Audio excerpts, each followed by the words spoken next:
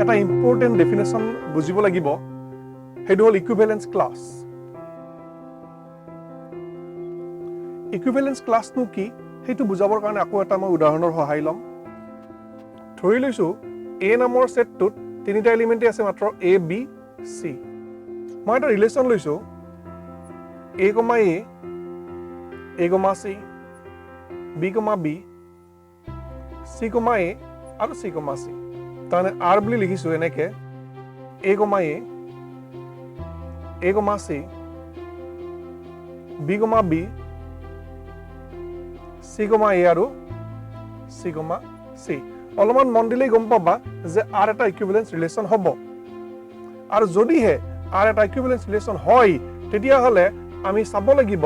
যে এই এলিমেন্টৰ ইমেজ বিলাক কি আছে ইয়াৰ ইমেজ হ'ল A আৰু C আমি ইয়াক এনেকে লিখিব পাৰো থাৰ্ড ব্ৰেকেটৰ ভিতৰত A ইকুয়াল টু এৰ ইমেজ বিলাক হ'ল A, C B এতিয়া চাও B এলিমেন্টৰ ইমেজ কি আছে B এলিমেন্টৰ ইমেজ কেৱল এটাই আছে সেইটো হ'ল B আৰু থাৰ্ড এলিমেন্ট C ৰ কাৰণে ইমেজ হ'ল দুটা আছে A আৰু C A, C এই যে তিনটা আমি নতুন সেট পালো সেই নতুন তিনটা সেটক কোৱা হ'ব এটা এটা ইকুইভেলেন্স ক্লাছ এটা এটা ইকুইভেলেন্স ক্লাছ বুলি কম আমি তাৰ মানে ইকুইভেলেন্স ক্লাছৰ এপ্ৰোপ্ৰিয়েট ডেফিনেশ্যনটো কি হ'ব সেইটো হ'ব যে যদিহে আমি এটা যিকোনো সেটৰ ওপৰত ৰিলেচন এটা লওঁ আৰু সেই ৰিলেচনটো যদি ইকুইভেলেন্স ৰিলেচন হয় তেতিয়া হলে যিকোনো এটা এলিমেন্টৰ কাৰণে ইকুইভেলেন্স ক্লাছ আমি পাম আৰু সেই ক্লাছটো আমি পাম by taking the all images definition to disu equivalence class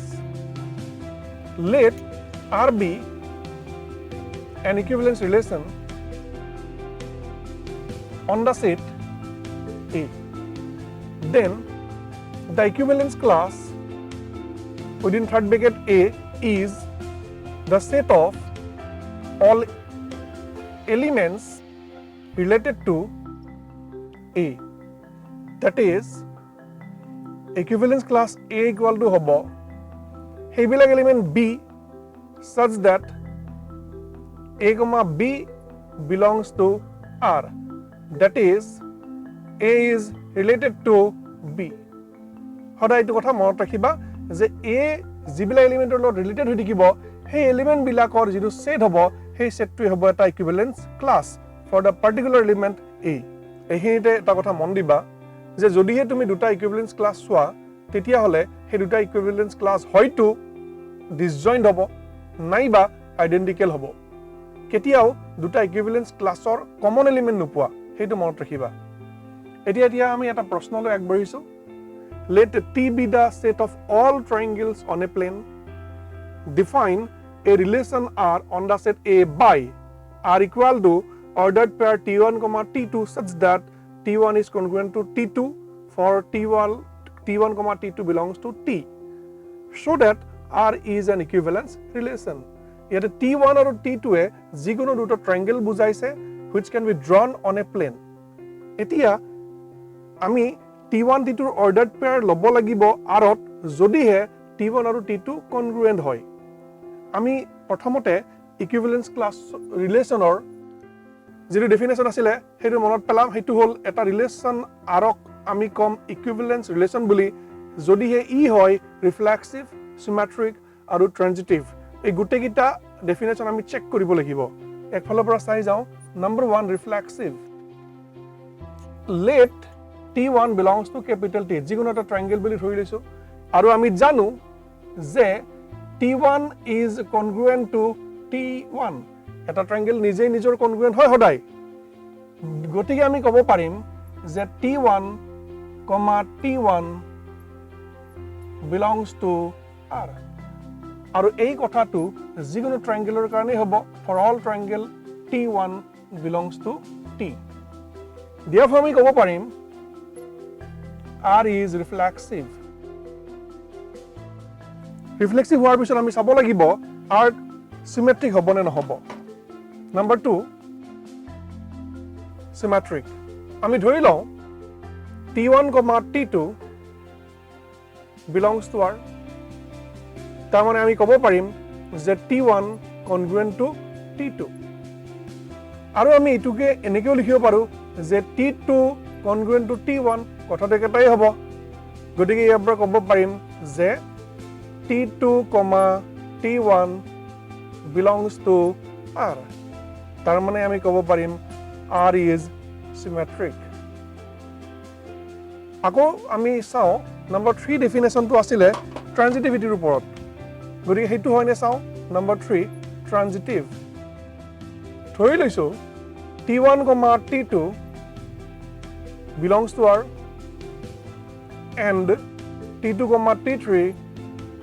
belongs to R গতিকে ডেফিনেশন মতে T1 T2 congruent হ'ব T1 is congruent to T2 and T2 is congruent to T3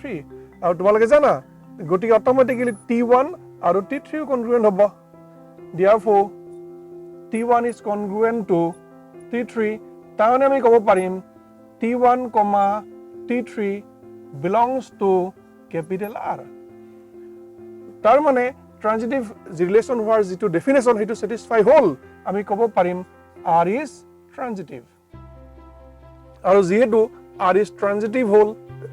all symmetric আছিলে আৰু ৰিফ্লেক্সিভো আছিলে গতিকে ক'ব পাৰিম R is an equivalence relation আৰু এটা কোৱেশ্চন লোৱা যাওক relation R on A equal to X belongs to Z such that 0 less or equal to X less or equal to 12 is given by R equal to ordered pair A, B such that modulus of A minus B is a multiple of 4. Prove that R is an equivalence relation. Also find the equivalence class 1. Education ইতিমধ্যে HSS exam 2020 আহি গৈছে ইয়াৰ সলিউশনটো মই তোমালোকক দি আছো যেহেতু আমি proof কৰিব লাগিব ই এটা ইকুইভ্যালেন্স ৰিলেশন বুলি গতিকে প্ৰথমতে আমি চাব লাগিব ই ৰিফ্লেক্সিভ হ'ব নে নহ'ব আমি ধৰি লওঁ যে A belongs to capital A আৰু A নামৰ সেটটোত আমাক কিন্তু এলিমেন্ট কেইটামান ৰেষ্ট্ৰিক্ট কৰি থৈ দিয়া আছে সেইকিটা হ'ল 0 ৰ পৰা 12 লৈকে গোটেইকিটা ইন্টিজাৰ গতিকে আমি A মানে যিকোনো এটা ইন্টিজাৰ ললো এতিয়া আমি জানো যে modulus of A minus A equal to 0 আৰু 0 4 টা মাল্টিপল হয় which is a multiple of 4 আৰু যদি হে modulus of A minus A 4 ৰ মাল্টিপল হয় এতিয়া চোৱা ইয়াতে আৰত কি এলিমেন্ট কোন অৰ্ডাৰ্ড পেয়াৰবিলাক আহিছিলে A, B আহিব যদি হে modulus of A minus B is a multiple of 4 যেহেতু A minus A is a multiple of 4 আমি ক'ব পাৰিম A, A belongs to R আৰু A2 for all values of A belongs to capital A হ'ব লাগিব তাৰমানে আমি ক'ব পাৰিম R is reflexive এতিয়া আমি চাওঁ second whole symmetric R symmetric হ'ব নে নহ'ব আমি ধৰি লওঁ A, B belongs to R তাৰ মানে হ'ব modulus of A minus B is a multiple of 4 this implies that আমি ক'ব পাৰিম minus modulus of A minus B is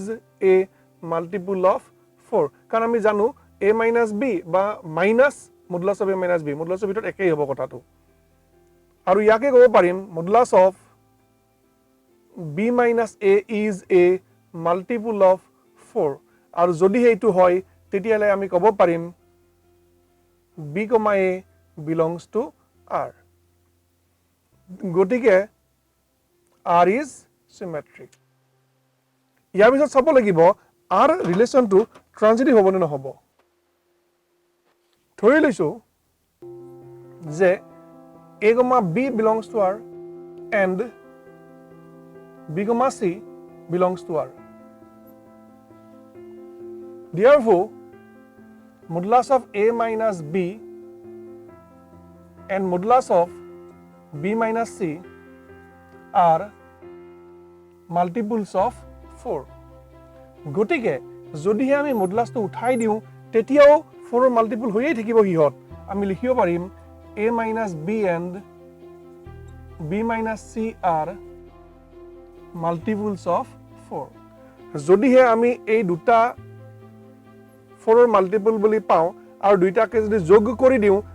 দিয়াৰ পিছতো হি 4 ৰ মাল্টিপল হৈয়ে থাকিব গতিকে a minus b plus b minus c is a multiple of 4 গতিকে আমি ইয়াৰ পৰা পাম 4 ইয়াৰ মডুলাস নাই আমি যদি মডুলাস দিও তেতিয়াও কিন্তু হি মাল্টিপল অফ 4 হৈ থাকিব আৰু ট্ৰান্সিটিভিটিৰ নিয়ম মতে আমি ক'ব পাৰিম a, c belongs to r অৰ্থাৎ আমি বুজি পালো r is transitive আৰু তোমালোকে দেখিছা যে r প্ৰথমতে ৰিফ্লেক্সিভ হৈছে তাৰ সিমেট্ৰিক হৈছে আৰু এইবাৰ তোমালোকে দেখিলা ই ট্ৰান্সিটিভ হৈছে গতিকে ক'ব পাৰিম r is an equivalence relation question এটা সেকেন্ড পাৰ্ট এটা আছে সেই সেকেন্ড পাৰ্টটো আনসাৰ কৰো আমি তাতে কোৱা আছে যে ইকুইভ্যালেন্স ক্লাস উলিয়াব লাগে এটা কাৰ কাৰণে এই ওৱান এলিমেন্টৰ ক্ষেত্ৰত আৰু তোমালোকে জানা যে ডেফিনেশন অফ ইকুইভ্যালেন্স ক্লাসে কি কয় সেইবিলাক এলিমেন্ট আহিব b such that 1, b belongs to r মানে 1 ৰ লগত ৰিলেটেড যিমান বিলাক এলিমেন্ট আহিব সেই এলিমেন্ট বিলাকৰ যেটো সেট হ'ব হেতুই হ'ব ইকুইভ্যালেন্স ক্লাস 1 এতিয়া তোমালোকে কোৱেশ্চনটোত পাইছিলা যে যেটো আমাৰ গিভেন সেট a হেতু কি আছিল হেতু 1 2 3 আপ টু 12 লৈকে আছিল গতিকে আমি যেতিয়া বিচাৰিম b এলিমেন্টটো এত থকা যিকোনো এলিমেন্ট হ'ব পাৰে ইয়াৰ পিছত চাও এইটোকে আমি ক'ব পাৰিম যেহেতু 1, b belongs to r আমি লিখিব পাৰিম 1 minus b মডুলাসৰ ভিতৰত থাকিব is a multiple of 4 গতিকে আমি 1 minus b গতে b ৰ কি মান লব পাৰিম যাতে multiple of 4 হয় আমি b ৰ মান 1 লব পাৰিম কাৰণ 1 minus 1 0 multiple of 4 হ'ব নাইবা আমি b ৰ মান ইয়াৰ পৰা 5 লব পাৰিম কাৰণ তেতিয়া হলে 1 minus 5 তানে মডুলাস লৈ 4 হ'ব multiple of 4 পালো আৰু আমি লব পাৰিম ইয়াৰ পৰা 9 b ৰ মান 9 লব পাৰিম তো 1 minus 9 মডুলাস লৈ 8 হ'ব গতিকে আমি 9 লব পাৰিম কিন্তু ইয়াৰ পিছত আমি 13 লব পাৰো 13 টো এই সেটটোত নাই অৰ্থাৎ equivalence class for 1 will be this এইখিনিয়ে হ'ব আমাৰ answer next question let us consider n cross n the set of ordered pairs of natural numbers let r be the relation on n cross n defined by number 1 a, b are related c, d if ad equal to bc number 2 a, b are related c, d if a plus d equal to b plus c ইয়াত দুটা question আছে বেলেগ বেলেগকে prove that r is an equivalence relation also find equivalence class for 2,6 solution ইয়াতে দুটা বেলেগ বেলেগ question আছে আমি প্ৰথমতে নম্বৰ 1 ট্ৰাই কৰিম নম্বৰ 1 নম্বৰত কোৱা আছে যে a, b are related c, d if and only if ad equal to bc আসলতে ইয়াতে এইকিটা if and only হ'ব লাগিছিল তাৰ মানে তোমালোকে বুজিব লাগিব যে যদিহে এই প্ৰডাক্টটো মানি চলে ad equal to bc তেতিয়া হলে a, b are related হ'ব c, d ইয়াত মন দিবলগীয়া কথাটো হ'ল যে ইয়াতে a, b c, d এইবিলাক কোৰ এলিমেন্ট আসলতে তোমালোকে চোৱা n cross n set of natural number আৰু তাৰ ordered pair n মানে set of natural number তাৰ ordered pair এইবাৰ আমি যেটো ৰিলেচন ডিফাইন কৰিছো হেতু n cross n ৰ ওপৰত ডিফাইন কৰিছো তাৰ মানে আসলতে আমি ক'ব লাগিব যে r is a subset of n cross n cross n cross n তাৰ মানে মন দিব লাগিব যে তোমালোকে যে a b c d elements বিলাক লৈছিলা সেই আটাইবোৰ এলিমেন্ট হ'ব লাগিব একোটা একোটা নেচাৰেল নম্বৰ সেইকাৰণে আমি কাষতে লিখি থৈ দিম a, b, c, d belongs to capital এইবিলাক সব নেচাৰেল নম্বৰ এইখিনি বুজাৰ পিছত আমি ইয়াৰ সলিউশনলৈ আগবাঢ়িব পাৰো এতিয়া এইখিনি মই ব্ৰেকেটত লিখি ৰাখিছো এইটো কথা নম্বৰ 1 reflexive আমি জানো AB equal to BA কাৰণ A আৰু B যদি ন্যাচাৰাল নাম্বাৰ হয় তাহাঁতৰ প্ৰডাক্টটোৱে কমিউটেটিভ ৰুল মানি চলে এতিয়া চোৱা আমি যেটো AB equal to BA পালো গতিকে প্ৰপাৰ্টি মতে আমি ক'ব পাৰিম A, B is related to A, B therefore A, B are related A, B অৰ্থাৎ আমি ক'ব পাৰিম R is reflexive next আমি চাব লাগিব ই symmetric হ'ব নে নহ'ব আমি ধৰি লওঁ let A, B are related C, D আমি ক'ব পাৰিব লাগিব যে C, D are related A, B okay আমি চাওঁ এতিয়া নিয়ম মতে AD equal to হ'ব লাগিব BC প্ৰথমতে AD equal to BC এইটো definition A, B are related C, D হ'ব যদিহে AD equal to BC হয় this implies আমি লিখিব পাৰিম BC equal to AD এইটো লিখাত একো অসুবিধা নহয় this implies আমি ক'ব পাৰিম CB equal to DA কাৰণ আমি জানো যে natural number with respect to multiplication commutative হয় আমি এটা লিখিবও পাৰিম by commutative rule of natural number under the operation multiplication এতিয়া যদি আমি মন দিও তেতিয়ালে ক'ব পাৰিম CD is related to AB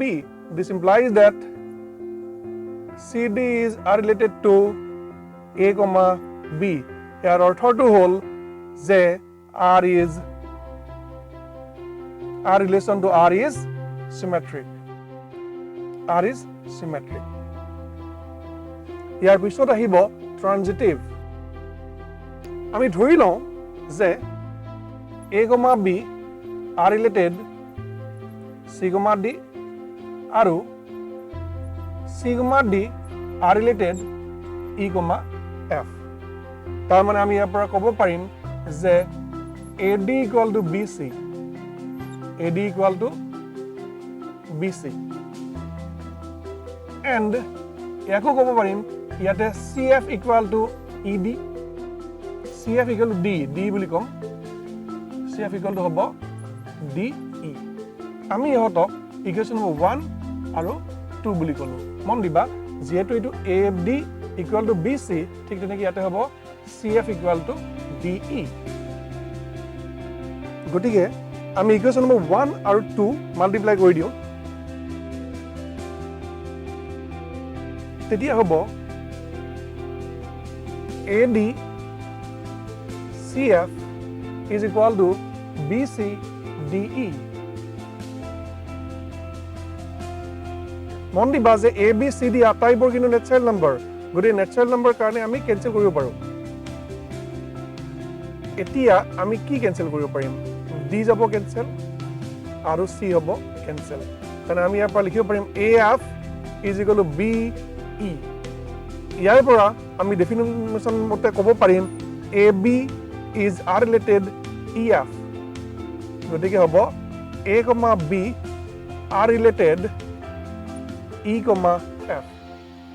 অৰ্থাৎ আমি গম পালো কি প্ৰথমতে লৈছিলো A, B are related C, D লগতে আমি লৈছিলো C, D are related E, F আৰু তাৰ পৰা ইমপ্লাই কৰিলো A, B are related E, F A, B are related E, F আৰু এই হ'ল definition of transitivity therefore আমি ক'ব পাৰিম R is transitive year second part এটা আছে আৰু সেই সেকেন্ড পাৰ্টটো লৈ গৈছো সেকেন্ড পাৰ্টলৈ আহা আমি উলিয়াবলৈ ইকুইভ্যালেন্স ক্লাছ 2,6 ৰ কাৰণে definition of equivalence class মতে আমি উলিয়াব লাগিব সেইবোৰ C, D such that 2,6 is related to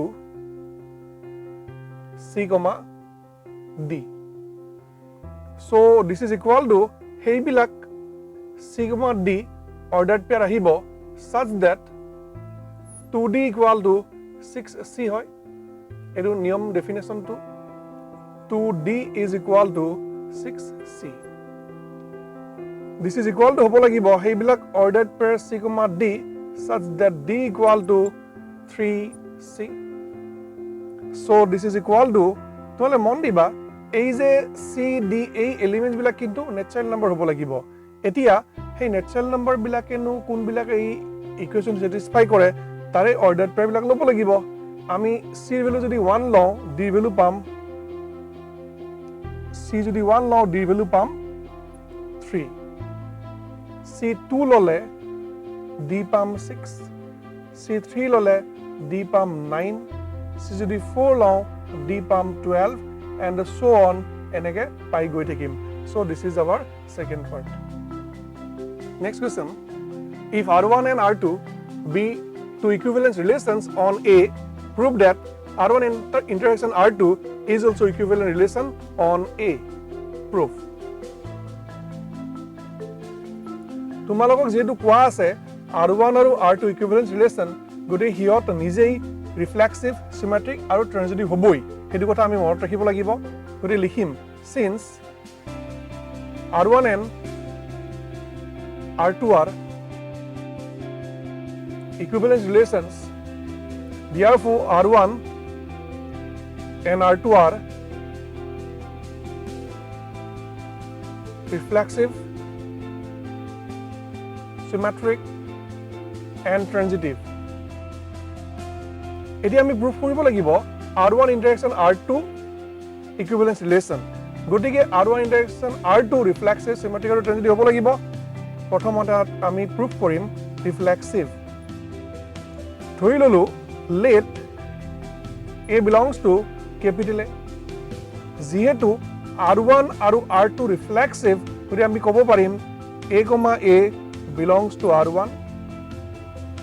and A, A belongs to R2 ইয়াৰ পৰা আমি ক'ব পাৰিম যে A, A belongs to R1 intersection R2 interaction rule মতে ক'ব পাৰিম good আৰু এইটো for all values of A belongs to capital A হ'ব তাৰ মানে আমি ক'ব পাৰিম যে R1 interaction R2 is reflexive ইয়াৰ পিছত আহিব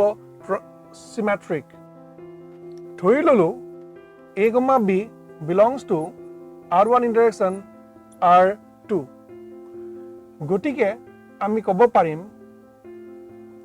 A, B belongs to R1 and A, B belongs to R2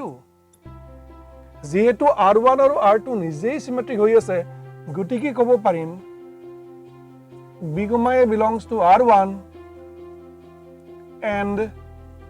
B, A belongs to R2 this implies that আমি ইয়াৰ পৰা ক'ব পাৰিম B, A belongs to R1 interaction R2 তাৰ মানে আমি ক'ব পাৰিম R1 interaction R2 is symmetric. Next, finally তোমালোকে proof কৰিব লাগিব transitivity. Let A, B belongs to R1 interaction R2 and B, C belongs to R1 interaction R2. This implies that আমি ক'ব পাৰিম A, B belongs to R1 and A, B belongs to R2 and B, C belongs to R1 and B, C belongs to R2. এতিয়া তোমালোকে মন দিবা যে ইয়াতে A, B belongs to R1 আকৌ B, C belongs to R1 আকৌ যেহেতু R1 নিজে ট্রানজিটিভ গতি ইয়াৰ পৰা তোমালোকে কি লিখিব পাৰিবা ইয়াৰ পৰা লিখিব পাৰিবা A, C belongs to R1 ঠিক একেদৰে আকৌ চোৱা যেহেতু A, B belongs to R2 আৰু B, C belongs to R2 আৰু R2 নিজে ট্ৰানজিটিভ গতি ক'ব পাৰিবা A, C belongs to R2 ট্ৰানজিটিভিটিৰ ৰুল মতে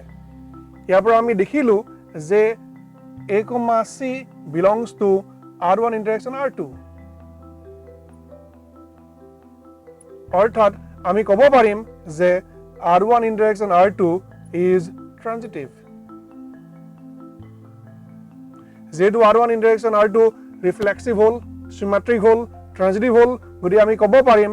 R1 interaction R2 is an equivalence relation on the given set A.